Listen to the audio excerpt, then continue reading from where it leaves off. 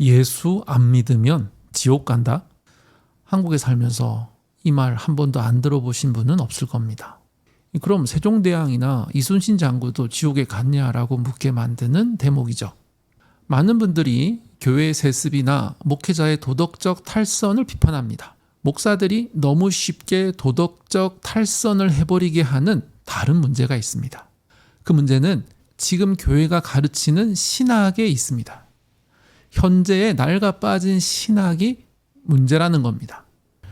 오늘 영상에서는 예수가 정말 나 안 믿으면 지옥 간다라고 가르쳤는지 그 신학적인 진실을 설명해 드리도록 하겠습니다. 예수님이 살아생전 가르침을 전했던 대상은 불교도, 힌두교도 혹은 유교를 믿는 동양인이 아니었습니다. 오직 유대인이었습니다. 당시 유대인들은 율법주의와 형식주의에 빠져서 우리만 하나님의 선택받은 민족이다라는 극단적인 선민의식에 갇혀 있었습니다. 예수가 비판했던 사람들은 타 종교인이 아니라 자기 종교의 기득권이었던 유대교 지도자들이었습니다. 많은 교회가 인용하는 내가 곧 길이요 진리요 생명이다 라는 이 말은 나 말고 다른 종교를 믿으면 다 지옥으로 던져버리겠다는 배타적인 선언이 아닙니다. 당시 꽉 막힌 율법주의에 빠진 유대교의 길은 틀렸다는 말입니다. 제사, 성전 이런 게 아니라 사랑과 공의를 실천하는 예수가 제시하는 삶의 방식이 하나님께 이르는 길이라는 개혁의 메시지였습니다. 성경에서 나오는 예수를 믿으라는 말은 오늘날 우리가 교회에 출석 도장을 찍고 대속신앙 교리에 동의한다는 뜻이 아닙니다.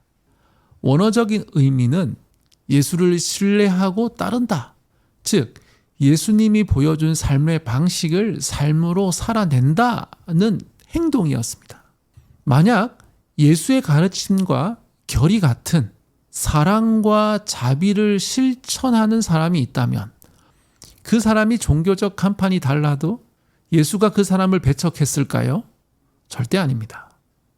기독교 신학의 기틀을 잡은 사도 바울조차 배타주의로 무장한 사람이 아니었습니다. 바울은 로마서 2장에서 이렇게 말합니다. 율법이 없는 이방인이라도 양심에 따라 행하면 그것이 곧 율법이 된다. 즉 예수의 이름을 들어보지 못한 사람이라도 그 마음의 양심과 선한 삶을 통해 구원의 길이 열려 있음을 성경 스스로도 인정하고 있다는 뜻이지요. 그렇다면 도대체 왜 지금의 개신교는 예수 천국, 불신 지옥이라는 무시무시한 배타적 신앙을 갖게 되었을까요?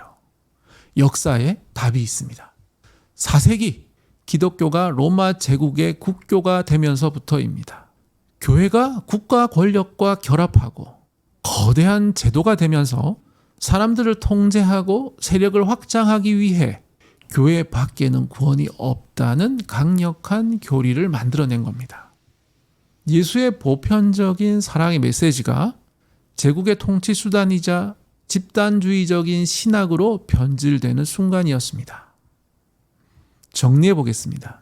예수는 타 종교인을 지옥에 보내기 위해 오신 분이 아닙니다. 유대교라는 울타리를 넘어 세상 모든 이들에게 보편적 사랑과 구원의 길을 보여주러 오신 분입니다. 너 나 안 믿으면 지옥 간다라며 남을 위협하는 신학은 예수의 신학이 아니라 권력을 쥔 종교인들이 만들어낸 배타적인 도그마일 뿐입니다. 이제는 목사 개인의 도덕성을 탓할 게 아니라 기독교를 가로막고 있는 이 배타적인 신학의 틀을 문제 삼아야 할 때입니다. 아마도 현직 목사들은 제 의견에 동의하지 않을 겁니다. 종교인들은 자신의 종교 체계를 유지해야 하니까요. 자신의 밥그릇을 내려놓기 싫을 테니까요. 그래서 지금 이 방송을 듣고 계신 여러분이 깨어나야 합니다. 왜냐하면 여러분이 목사가 가장 무서워하는 분들이기 때문입니다.